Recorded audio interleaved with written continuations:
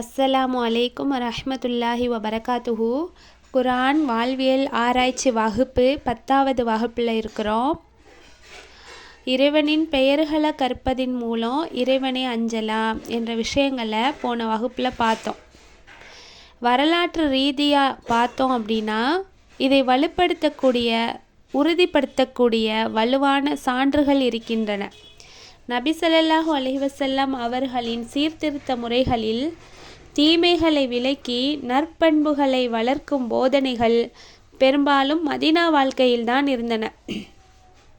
எந்த விளக்கங்களும் வாதங்களும் இல்லாமல் அல்லாஹ்வின் கட்டளை என்று சொல்லப்பட்டதும் மக்கள் உடனே அதை நடைமுறைப்படுத்தினார்கள். மதுபானம் தடை செய்யப்பட்ட வரலாறே இதற்கு சிறந்த உதாரணமாக இருக்கிறது. அல்லாஹ் மதுவை படிப்படியாக தடை செய்தான்.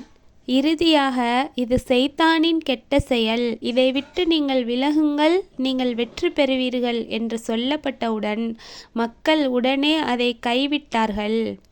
இன்று இப்படிப்பட்ட கட்டுப்பாடு சாத்தியமா என்று யோசிக்க வேண்டிய நிலை உள்ளது. அல்லாஹ் விலக சொல்கின்ற தீமைகளில் இருந்து நாம் உடனடியாக விலகுகின்றோமா என்று யோசிக்க வேண்டிய நிலை உள்ளது. இறைவனை அஞ்சி நல்ல முஸ்லிமாக வாழ விரும்பும் முஸ்லிம்களுக்கு ஒரு சொல் போதுமானதாக இருக்கிறதா என்பதை சிந்தித்தால் பெரும்பாலும் அப்படி கிடையாது. எதை சொன்னாலும் விரிவாக சொல்ல வேண்டி இருக்கிறது. நடைமுறை சான்றுகளை எல்லாம் விவரிக்க வேண்டி இருக்கிறது. அதனால் ஏற்படக்கூடிய விளைவுகள் என்ன என்பதை விளக்க வைக்க வேண்டி இருக்கிறது. சொன்ன உடனே யாரும் செய்வது கிடையாது. என்ன காரணம் என்று யோசித்து பார்த்தால் தெளிவாக தெரிகிறது. இதை செய்யாதே அதை செய்யாதே என்று சொல்வதற்கு முன்னாடி, அல்லாஹ் இதை செய்யுங்கள் அதை செய்யுங்கள் என்று சொல்வதற்கு முன்னாடி அல்லாஹ் ஒரு வேலையை செய்கின்றான். என்ன செய்கிறான்? அல்லாஹுவை பற்றி புரிய வைக்கிற வேலையை அல்லாஹ் செய்கிறான். அல்லாஹுடைய தூதர் வழியாக மக்காவுடைய வாழ்க்கையில் நடந்தது என்ன? மக்காவுடைய வாழ்க்கையில் பிரதானமாக அல்லாஹுவை பற்றிய அறிமுகம்தான். மக்கா வசனங்களை எடுத்து பார்த்தால் அல்லாஹுவை பற்றி, அல்லாஹுவிற்கு இணை கற்பிப்பதை பற்றி, அல்லாஹுவின் ஆற்றல்கள் பற்றி, அல்லாஹுடைய வேலைகள் கண்ணியம் பற்றி, இப்படி அல்லாஹுவை பற்றிய அறிமுகம்தான். இப்போ நாம் இந்த தீமை அந்த தீமை, அதன் விளைவுகள், அதனால் ஏற்படும் அல்லாஹ்வின் கோபம், தீமை செய்தால் அல்லாஹ்விடமே போரிடுவது சமம் என்று விலாவரியாக பேசிக்கிட்டு இருக்கின்றோம். ஆனால் அல்லாஹ் தீமை குறித்தோ நன்மை குறித்தோ விலாவரியாக பேசாமல் அல்லாஹுவை பற்றி அல்லாஹ் விலாவரியாக பேசுகிறான். 13 ஆண்டுகால செய்திகள் என்ன என்று பார்த்தால் அல்லாஹுவை பற்றிய செய்திகள்தான். அஸ்மாவுல் ஹுஸ்னா தான் பல்வேறு வகைகளில் விளக்கப்பட்டு கொண்டே இருக்கிறது. இறைவனை பற்றிய கண்ணியமும் மகத்துவமும் அச்சமும் அவன் மீதான எதிர்பார்ப்பும் பொங்கி வழிகிற ஒரு வாய்ப்பை உள்ளத்தில் உண்டாக்கிட்டு, அப்படிப்பட்ட இறைவன் உங்களுக்கு ஒரு விஷயத்தை சொல்கிறான், இந்த தீமையை செய்யாதீர்கள் அப்படின்னா உடனே ஒத்துக்கொள்வோம். இறைவன் சொல்லிவிட்டானா அப்போ செஞ்சிருவோம். என்ன ஆனாலும் பரவாயில்லை, எத்தனை எதிர்ப்புகள் வந்தாலும் பரவாயில்லை, என்ன ஆனாலும் பரவாயில்லை, உசிரே போனாலும் பரவாயில்லை என்று சொல்லக்கூடிய நிலை சஹாபாக்களிடம் இருந்தது. அதன் விளைவு பத்ர் களத்தில் வந்து நின்றார்கள். பத்ர் களம் அப்படிங்கிறது எப்படிப்பட்டது? இப்போது போராட்டத்துக்கு நாம் போகிற மாதிரியா? அது எவ்வளவு பெரிய ஜிஹாத், அது எவ்வளவு பெரிய போராட்டம். அது சாதாரண போராட்டம் கிடையாது. எதிரிகளோ எவ்வளவு பலம் வாய்ந்தவர்களாக இருந்தார்கள். நாம் ரொம்ப பலகீனமாக இருக்கிறோம் என்று நன்றாக தெரியும். வாகனங்கள் கிடையாது, ஆயுதங்கள் கிடையாது, பெரிய படை வீரர்கள் கிடையாது, வாலிபர்கள் கிடையாது. எந்த வகையில் பார்த்தாலும் சரி பலகீனம்தான். பலகீனம்னா அப்படி ஒரு பலகீனம் இருந்தது சஹாபாக்களிடம். உண்மையாக சொல்லணும் அப்படின்னா ஒரு தற்கொலைக்கு போகிறதுக்கு சமம். ஆனாலும் போனார்களா இல்லையா சஹாபாக்கள்? எது அவர்களை போக வச்சது? உறுத்தலே இல்லாமல் போனார்கள். அவர்களும் நம்மை போல மனிதர்கள்தான். நம்மை போல ஆசாபாசங்கள் உடையவர்கள்தான். இவ்வளவு தூரம் அவர்கள் ஈமான் உறுதியாக இருந்ததற்கு காரணம் என்ன? அல்லாஹுவை பற்றிய அறிவு அவர்களுக்கு சரியாக இருந்தது. அதுதான் அவர்களை சீரமைத்தது. நம்மை சீரமைப்பதற்கும் நம்முடைய வாழ்க்கையை சீர்படுத்துவதற்கும் அதுதான் வழி.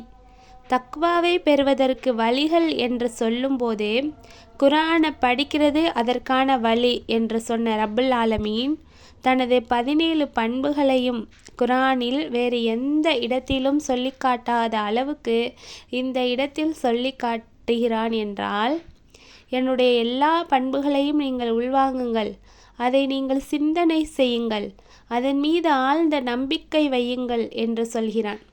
இப்படி உறுதியை உருவாக்கி கொண்ட பிறகு முத்தகீன் ஆகி விடுவீர்கள் என்று சொல்கிறான். முத்தகீன் ஆகிவிட்டால் என்ன சொன்னாலும் செய்வோம் என்று அல்லாஹ் நமக்கு பாடமாக சொல்லிக் கொடுக்கின்றான். இன்னும் முத்தகீன் ஆகுவதற்கான வேறு வழிகள் என்ன இருக்கிறது என்று பார்த்தால், குர்ஆன் ஒரு வழியாக சொல்லப்படுகிறது. அடுத்து அல்லாஹுவை பற்றிய அறிவு ஒரு வழியாக இருக்கிறது. மூன்றாவது, நீங்கள் உங்களை பரிசீலித்து சோதனை செய்து பார்த்து கொள்ளுங்கள் என்று ஒரு வரியும் சொல்லப்பட்டுள்ளது. மேலும் இறைவன் 2வது அத்தியாயம் 21வது வசனத்தில் சொல்கிறான், உங்களையும் உங்கள் முன் இருந்தவர்களையும் படைத்த உங்கள் இறைவனை நீங்கள் வணங்குங்கள், நீங்கள் தக்வா உடையவர்கள் ஆகலாம். அப்போ வணக்க வழிபாடுகளும் தக்வா உடையவர்களாக ஆகுவதற்கு முக்கியமான ஒரு அம்சமாக இருக்கிறது. வணக்கம் அப்படின்னு சொன்னாலே நம்முடைய நினைவுக்கு வர்றது தொழுகை, நோன்பு. 2வது அத்தியாயம் 183வது வசனத்தில் அல்லாஹ் சொல்றான், ஈமான் கொண்டவர்களே, உங்களுக்கு முன் இருந்தவர்களின் மீது நோன்பு கடமையாக்கப்பட்டது போல உங்கள் மீதும் கடமையாக்கப்பட்டுள்ளது, நீங்கள் தக்வா உடையவர்கள் ஆகலாம் என்று இறைவன் தெளிவாக சொல்கிறான். அப்போ நம்ம நோன்பு நோக்கிறதும் தக்வாவை பெறுவதற்கான ஒரு வழியாக இருக்கிறது. அடுத்து 39வது அத்தியாயம் 16வது வசனம் ஒரு செய்தி சொல்லப்படுது. என்ன? மரணம், மறுமை, மரணத்திற்கு பிறகு உள்ள வாழ்க்கை, மஹ்சர், நரகம், இந்த மாதிரியான அச்சமூட்டக்கூடிய விஷயங்களை பற்றி சிந்திப்பது கூட நமக்கு அல்லாஹ்வை பற்றிய அச்சத்தை உருவாக்கி தக்வாவை பெறுவதற்கான வாய்ப்பை உருவாக்குகிறது. அல்லாஹ் இந்த வசனத்தில் சொல்கிறான், மறுமை நாளில் இவர்களுக்கு மேலே நெருப்பிலாலான தட்டுக்களும் இவர்களின் கீழும் நெருப்பிலான தட்டுகளும் இருக்கும். இவ்வாறு அதை கொண்டு அல்லாஹ் தன் அடியார்களை அச்சமூட்டுகின்றான். என் அடியார்களே, என்னை நீங்கள் பயந்து கொள்ளுங்கள் என்று அல்லாஹ் சொல்கிறான். அப்போ நம்ம தக்வாவை பெறுவதற்கு இன்னொரு வழி என்னென்னா, மறுமையை பற்றி சிந்திக்கிறது, நரகத்தை பற்றி சிந்திக்கிறது, மஹ்ஷரை பற்றி சிந்திக்கிறது, மரணத்தை பற்றி சிந்திக்கிறது. இதுவெல்லாம் தக்வாவை பெறுவதற்கான ஒரு வழியாக இருக்கிறது. அப்போ குர்ஆனை நாம் நெருங்குவதற்கும் குர்ஆன் மூலம் நேர்வழியை கற்றுக்கொள்வதற்கும் தக்வா என்பது மிக முக்கியமான ஒரு அம்சமாக இருக்கிறது என்பதை நாம் பார்க்கின்றோம்.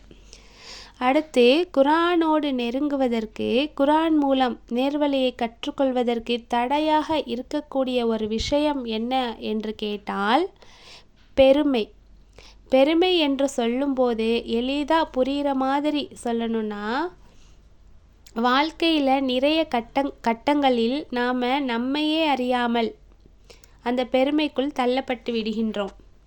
நான் பெரியவன், எனக்கு எல்லாம் தெரியும், நான் தான் சரி, என் கருத்துக்கள் தான் சரி, மற்றவர்கள் எல்லாம் சாதாரணம் என்ற பெருமித உணர்வு இது பெரிய ஆபத்தாக இருக்கிறது. அப்போ நாம் முத்தகீனாக இருந்தால் குர்ஆனுக்குள்ளே வர முடியும், பெருமை உடையவனாக இருந்தால் குர்ஆனுக்குள்ளே வர முடியாது. அல்லாஹ் சொல்கிறான், என் வசனங்களை விட்டு அவனை நான் திருப்பி விடுவேன். குர்ஆனை படிப்பது போல இருக்கும், அதை சிந்திப்பது போல இருக்கும், ஆனால் உள்ளே ஒன்றும் இருக்காது. என் வேதத்தை, என் வசனங்களை அவன் கண்களில் படாத மாதிரி அகற்றி விடுவேன் என்று அல்லாஹ் சொல்கிறான் பெருமை உடையவர்களுக்கு. 7வது அத்தியாயம் 146வது வசனத்தில் அல்லாஹ் சொல்லி காட்டுறான், நியாயமின்றி பூமியில் கர்வம் கொண்டவர்களை நாம் நமது வசனங்களை புறக்கணிக்கும்படி செய்துவிடுவோம். ஆகவே அவர்கள் தம் அத்தாட்சிகள் அனைத்தையும் கண்டபோதிலும் அவற்றை நம்பவே மாட்டார்கள். நேரான வழியை அவர்கள் கண்டபோதிலும் அதை செல்லும் வழியாக எடுத்துக்கொள்ள மாட்டார்கள். எனினும் தவறான வழியை அவர்கள் கண்டாலோ அதை தாங்கள் செல்லும் வழியாக எடுத்துக்கொள்வார்கள். நிச்சயமாக அவர்கள் நம் வசனங்களை பொய்யாக்கி அவற்றை புறக்கணித்து பராமுகமாக இருந்ததே இதற்குரிய காரணமாகும் என்று அல்லாஹ் சொல்கிறான். இதன் மூலம் என்ன தெரியுது? நியாயமில்லாமல் பூமியில் பெருமையடிக்கிறார்களோ அவர்களை என் வசனங்களில் இருந்து நான் திருப்பி விடுவேன். என் வசனத்தின் பக்கம் அவர்கள் வர முடியாது. வசனங்கள் அவர்களை சென்று அடைய முடியாது. எல்லா அத்தாட்சிகளையும் கண்ணால் பார்த்தாலும் அவர்கள் ஈமான் கொள்ளவே மாட்டார்கள்.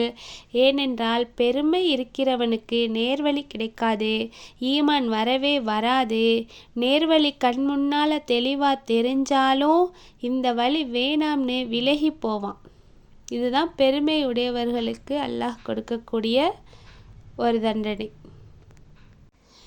அல்லாஹ் 27வது அத்தியாயம் 13, 14 ஆகிய வசனத்தில் சொல்லி காட்டுறான், இவ்வாறு நம்முடைய அத்தாட்சிகள் யாவரும் பார்க்கக்கூடியவையாக அவர்களிடம் வந்தபோதும் அவர்கள் இது தெளிவான சூனியமேயாகும் என்று கூறினார்கள். அவர்களுடைய உள்ளங்கள் அவற்றை உண்மையென உறுதி கொண்ட போதிலும் அநியாயமாகவும் பெருமை கொண்டவர்களாகவும் அவர்கள் அவற்றை மறுத்தார்கள். ஆனால் இந்த குழப்பவாதிகளின் முடிவு என்னவாயிற்று என்பதை நீர் கவனிப்பீராக என்று அல்லாஹ் சொல்றான். மேலும் 31வது அத்தியாயம் 7வது வசனத்தில் அல்லாஹ் சொல்லி காட்டுறான், அத்தகையவனுக்கு நம்முடைய வசனங்கள் ஓதி காண்பிக்கப்பட்டால் அவன் அவற்றை கேட்காதவனைப் போல் அவன் தன் இரு காதுகளிலும் செவிட்டுத்தனம் இருப்பது போல் பெருமை கொண்டவனாக திரும்பி விடுகிறான். ஆகவே அவனுக்கு நோவினை செய்யும் வேதனை உண்டு என்று நபியே நீர் நற்செய்தி கூறுவீராக என்று அல்லாஹ் சொல்றான். இப்போ நோவினை தரும் வேதனை உண்டு, அந்த பெருமையாக இருக்கக்கூடியவருக்கு நோவினை தரும் வேதனை உண்டுன்னு நற்செய்தியாக அதை சொல்லுங்க அப்படின்னு அல்லாஹ் சொல்லி காட்டுறான். அப்போ இந்த வசனங்களுடைய கருத்துக்கள் என்ன அப்படின்னா, பெருமை, ஆணவம், அகந்தை, அகங்காரம் என்று சொல்லப்படுகிற இந்த பெருமித உணர்வு யாருக்கு இருக்கிறதோ அந்த பெருமையோடு கர்வத்தோடு வாழ்கிறவர்களை அல்லாஹ் நேர்வழிக்கு கொண்டு வரமாட்டான். அவர்களுக்கு அறிவு நிறைய இருக்கும், குர்ஆனுடைய அறிவு நிறைய இருக்கும், பெரிய அறிஞர்களாக இருப்பார்கள். ஆனால் அந்த அறிவு வாழ்க்கையில் நடைமுறையாகி நேர்வழியாக மாறாது. உண்மையான நேர்வழி என்பது படித்ததை வாழ்க்கையில் நடைமுறைப்படுத்துவது. அந்த நடைமுறை வெளிப்படும் பொழுதுதான் நம்மளுக்கு ஹிதாயத் கிடைக்கும், அல்லாஹுடைய ஹிதாயத் கிடைக்கும். நம்ம இறைவன்கிட்ட கேட்குறதும் அதுதான், யா அல்லாஹ் நீ எனக்கு ஹிதாயத்தை கொடு, நேரான வழியிலே எங்களை நடத்து என்று அல்லாஹ்விடம் நாம் துவா கேட்கிறோம். நேர் வழியை அல்லாஹ்ட்ட கேட்குறோம். அப்போ அல்லாஹ்ட்ட நம்ம நேர்வழியை கேட்குறோம். அதான் அல்லாஹ் குர்ஆனை கொடுத்துட்டானே, பிறகு என்ன கேட்குறோம்? குர்ஆனை பார்த்து படிச்சுட்டு போக வேண்டியது தானே என்று தோணும். ஆனால் அதல்ல நேர்வழி. அது நேர்வழிக்கு துணை செய்யக்கூடிய ஒரு சாதனம். நிஜமான நேர்வழி என்ன? நாம் குர்ஆனில் எதை படித்தோமோ அதை நமது வாழ்க்கையில் செயல்படுத்துவது தான். எத்தனையோ ஞானமுடையவர்களும் சரி, பெரிய பெரிய தலைவர்கள், அறிவுடையவர்களுக்கு ஹிதாயத் கிடைக்கவில்லை. காரணம், அவர்கள் உள்ளத்தில் பெருமை இருந்தது. பெருமை யாருடைய உள்ளத்தில் இருக்குதோ அவர்கள் நேர்வழியை அடைய மாட்டார்கள், மாறாக அவர்கள் அழிவை தான் சந்திப்பார்கள் என்று குர்ஆனே பல வரலாற்றுக்களை நமக்கு சொல்லி காட்டுகிறது. பெருமையுடையவர்களின் வரலாறுகள், அதனால் அவர்களுக்கு ஏற்பட்ட அழிவுகள் என்ன என்பதை நமக்கு சொல்லி காட்டுகிறது. ஷைத்தானின் பெருமை 2வது அத்தியாயம் 34வது வசனத்தில் அல்லாஹ் சொல்கிறான், பின்னர் நாம் மாணவர்களை நோக்கி ஆதமுக்கு பணிந்து சுஜூது செய்யுங்கள் என்று சொன்னபோது இப்லீஸை தவிர மற்ற அனைவரும் பணிந்தனர். அவன் மறுத்தான், ஆணவம் கொண்டான், இன்னும் அவன் நிராகரிப்போரை சார்ந்தவன் ஆகிவிட்டான் என்று அல்லாஹ் சொல்லி காட்டுறான். அப்போ ஷைத்தானை அல்லாஹ் ஆதமுக்கு சுஜூது செய்யுங்க என்று சொன்னபோது ஷைத்தான் சுஜூது செய்யலை, சிரம் பணியலை. காரணம் என்ன? அவனுடைய உள்ளத்தில் பெருமை இருந்தது. அந்த பெருமையினால் அவன் மறுக்கிறான். அதனால் அவன் நிராகரிப்போரை சார்ந்தவனா ஆகிவிட்டான் என்ற வரலாற்றை நாம் பார்க்க முடிகிறது. மேலும் இந்த பெருமைக்குள் இருக்கக்கூடிய இன்னொரு அம்சம் என்ன அப்படின்னு கேட்டால், தன்னை உயர்வாக கருதி மற்றவர்களை தாழ்வாக கருதுறது. 7வது அத்தியாயம் 12வது வசனத்துல எல்லாம் கேட்குறான், நான் உனக்கு கட்டளையிட்ட போது, ஆதமுக்கு சுஜூது செய்ய கட்டளையிட்ட போது நீ அவருக்கு சுஜூது செய்யாமல் உன்னை தடுத்தது எது என்று அல்லாஹ் கேட்டான். நான் அவரை அதுக்கு சைத்தான் என்ன சொல்கிறான், நான் அவரை விட மேலானவன், அந்த ஆதமை விட நான் மேலானவனாக இருக்கேன், உயர்ந்தவனாக இருக்கேன். ஏன்னா நீ என்னை நெருப்பால் படைச்சிருக்கா, அந்த ஆதமை களிமண்ணால் படைத்திருக்கின்றான். அப்போ மண்ணால் படைக்கப்பட்ட அவருக்கு நெருப்பால் படைக்கப்பட்ட நான் எப்படி சுஜூது செய்வேன் அப்படிங்கிற மாதிரி ஷைத்தான் பதிலளிக்கிறான். அப்போ அவனிடம் அந்த ஆணவம் இருந்தது, தான் தான் மிகப்பெரிய ஆள், அவன்லாம் ஒன்றுமே கிடையாது என்ற ஆணவம் என்ற பெருமை அவனை அல்லாஹ்வின் கோபத்திற்கு ஆளாக்கியது. ஷைத்தான் எந்த மாதிரியான அந்தஸ்தில் அல்லாஹ் அவனை வைத்திருந்தான்? மலக்குமார்களுடைய கூட்டத்தில் அல்லாஹ் ஷைத்தானை வைத்திருந்தான். எவ்வளவு உயர்வான இடத்துல இருந்தாலும் பெருமை என்ற அந்த ஒரு குணம் வந்ததுனால ஆணவம், நான் தான் பெரியவன், அவன்லாம் ஒன்றுமே கிடையாது, தன்னை உயர்வாக கருதி மற்றவர்களை இழிவாக கருதக்கூடிய அந்த குணம் வந்ததுனால அவன் இழிவுக்கு ஆளானான் என்பதை பார்க்க முடிகிறது. எந்த மாதிரியான இழிவு அவனுக்கு? இது மறுமை நாள் வரைக்கும் வரக்கூடிய எல்லா மனிதர்களுடைய வாயிலிருந்தும், யா அல்லாஹ் இந்த சைத்தானிடமிருந்து எனக்கு பாதுகாப்பு தா என்று கேட்கக்கூடிய அளவிற்கு பெரும் இழிவையும் கேவலத்தையும் அவமானத்தையும் இந்த ஷைத்தான் சந்தித்தான் என்றால், அதற்கு பின்னணியில் இருக்கக்கூடிய குணம், பெருமை என்ற இந்த குணமும் ஆணவம் என்ற இந்த குணமும், தான் பெரியவன், அவனெல்லாம் ஒன்றுமில்லை என்ற இந்த குணமும் தான் இவ்வளவு கீழ்மட்டத்திற்கு சைத்தானை கொண்டு வந்தது. இப்போ நம்முடைய உள்ளத்தில் பிறரை மட்டமாக கருதி தான் பெரியவன் என்ற உணர்வு நமக்கு இருக்குதா என்பதை நாம் சிந்தித்து பார்க்க வேண்டும்.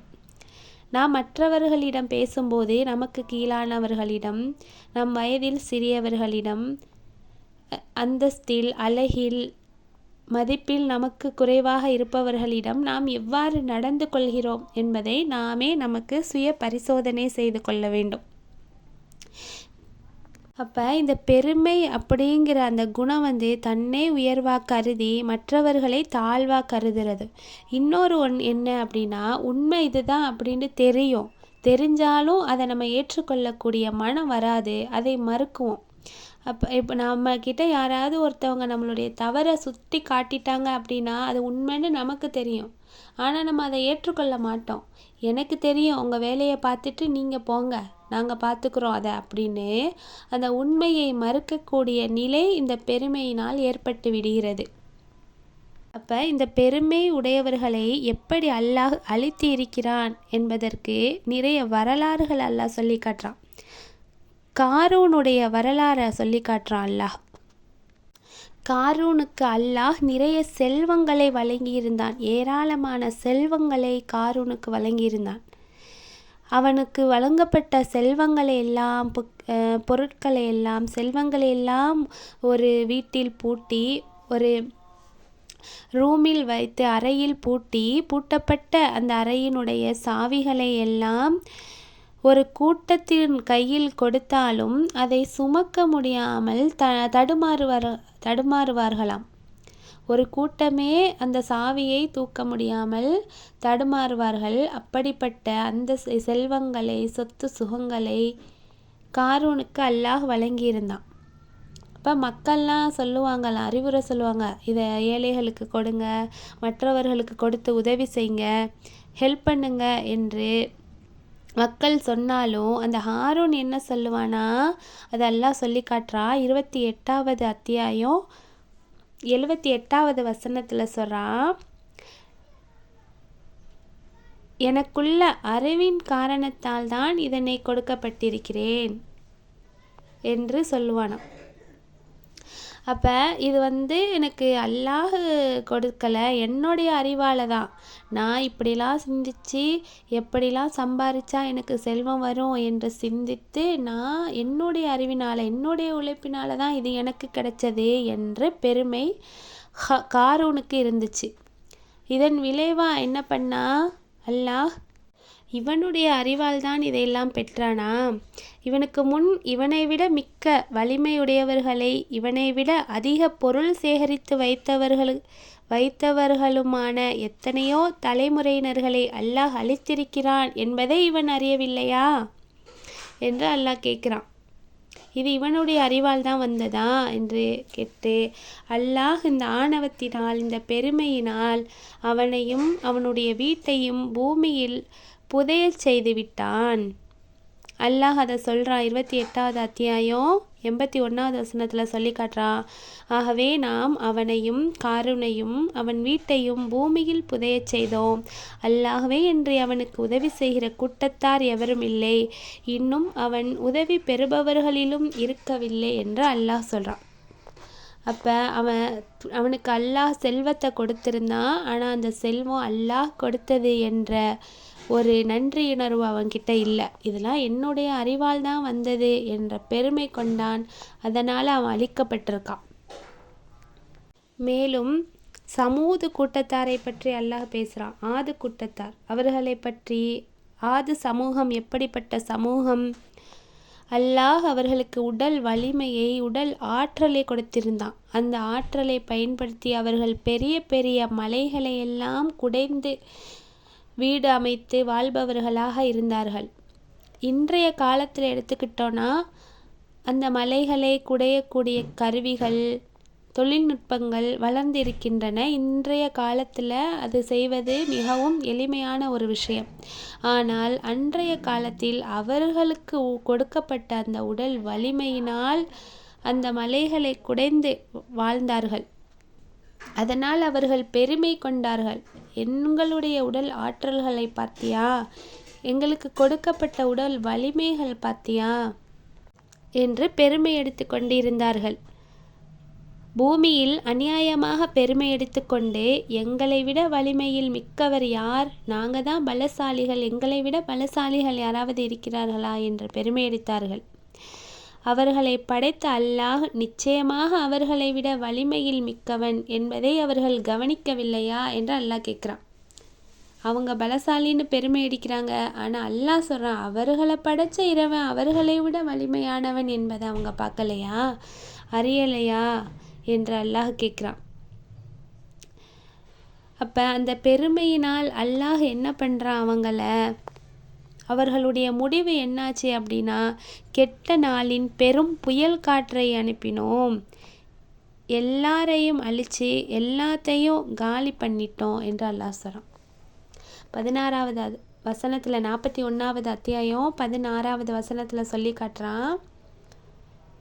இவ்வுலக வாழ்வில் இழிவு தரும் வேதனையை அவர்களுக்கு நாம் சுவைக்கச் செய்வதற்காக கெட்ட நாட்களில் அவர்கள் மீது ஒரு கொடிய புயல் காற்றை அனுப்பினோம். மேலும் மறுமையில் உள்ள வேதனையோ மிகவும் இழிவுள்ளதாகும். அன்றியும் அவர்கள் எவராலும் உதவி செய்யப்பட மாட்டார்கள்.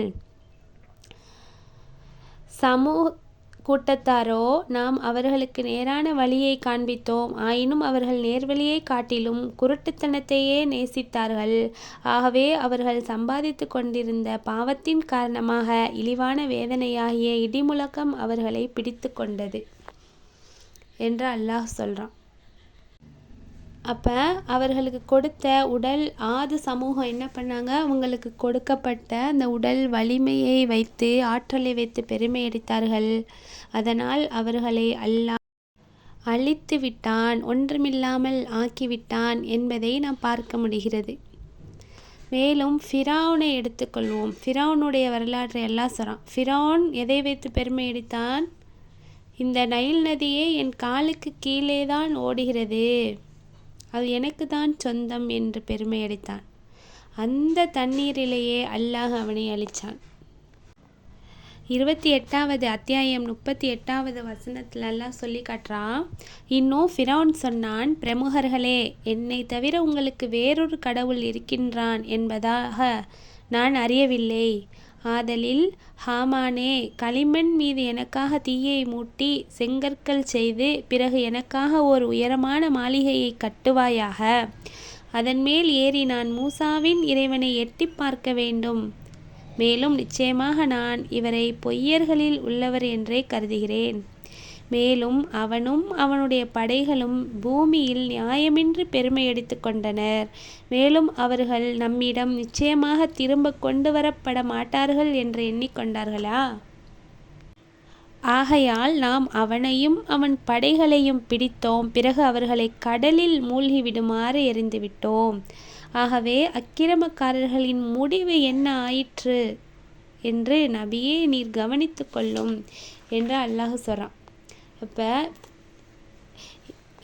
அப்போ எந்த வகையில் பெருமை வந்தாலும் சரி, அறிவை கொண்டு பெருமை வந்தாலும், பொருளாதாரத்தை வைத்து பெருமை கொண்டாலும், அழகை வைத்து பெருமை கொண்டாலும், செல்வங்களை கொண்டு பெருமை கொண்டாலும், அது அனைத்தும் அழிவை தான் தரும் என்பதை நாம் சிந்தித்து பார்க்க வேண்டும்.